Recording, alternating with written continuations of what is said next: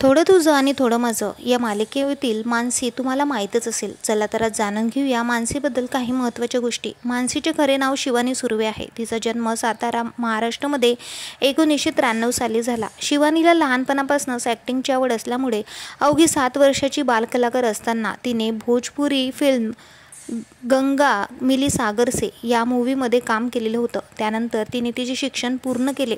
कॉलेजमध्ये असतानाच तिने अनेक ऑडिशनसुद्धा दिले. तेव्हा तिला अगले जन्म मोहे बिटिया ही कीजो ही मालिका मिळाली. परंतु तिची ॲक्टिंग स्किल तेवढी डेव्हलप झालेली नसल्याने तिला त्या मालिकेतून काढून टाकण्यात आलं आणि त्या ठिकाणी रतन राजपूतची एंट्री झाली. परंतु तिने हार मानली नाही. तिने अनेक ऑडिशन देत राहिली. त्यासोबत तिला दुसरी मालिका मिळाली, ती म्हणजे फुलवा. तिला त्या मालिकेपासून पहिला ब्रेक मिळाला. त्यानंतर तिने मराठी मालिकांकडे धाव घेतली. देवयानी ही तिची प्रसिद्ध मालिकांपैकी एक आहे. तिच्या प्रेमाबद्दल जाणून घ्यायचं झालं तर 2024 रोजी तिने अजिंक्य नानवरेसोबत लग्नगाठ बांधली. देवयानी ही मालिका सुपरहिट झाल्यानंतर तिने तू जीवाला गुंतवावे या मालिकेमध्ये काम केलं.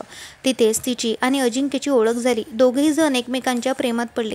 2015 साली दोघेही जणांचं रिलेशनशिप त्यांनी लोकांना सांगितलं आणि 2024 रोजी दोघांनीही लग्न केलं. दोघांचा सुखाचा संसार सुरू आहे. त्यानंतर सुद्धा शिवानीने अनेक हिंदी मालिकांमध्ये सुद्धा काम केलेलं आहे. त्यापैकी 9व्या एक दिवाना था जाना दिलसे दूर ह्या तिच्या सुपरहिट मालिका आहे. त्यासोबत तिने मराठी चित्रपटामध्ये सुद्धा काम केलेलं आहे. नुकताच प्रदर्शित झालेला जिम्मा 2 हा प्रसिद्ध चित्रपटमध्ये ती आपल्याला पाहायला मिळाली.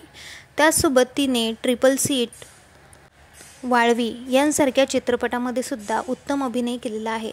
बिग बॉस मराठीमध्ये सुद्धा ती आपल्याला बघायला मिळालेली होती आणि आता ती थोडं तुझं थोडं माझं या मालिकेमध्ये मानसीची भूमिका साकारत आहे.